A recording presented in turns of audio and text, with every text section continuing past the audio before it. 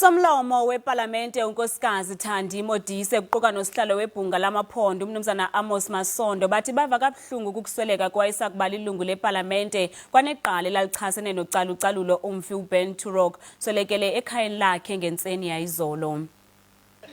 uMfi uNjingalwazi Ben Turok uchazwe ngamalungu epalamente njengeqhawe lomzabalazo eladibanisa bembeli kumqulu wenkululeko.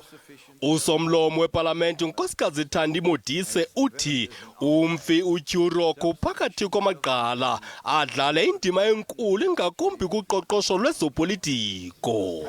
Waba phakathi kwabantu abadibanisa ababhala phansi solotya lezoqoqosho ngo-1955 kumqulu we-Freedom Charter kunye nelinye lamagqala uBiline. uMfi uNjingalwazi Turok.Uswelekele eneminyaka eyi-92 ubudala wazalelwa eLavia kumantla elizwe laseYurophu.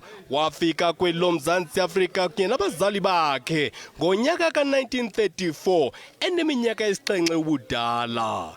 Wadibana nenkosikazi yakhe kwisixeko saseKapa ze balizwa ngonyana abathathu. IPalamente ithumele amazwi ovelwano kusapho, izihlobo kunye namaqabane akhe.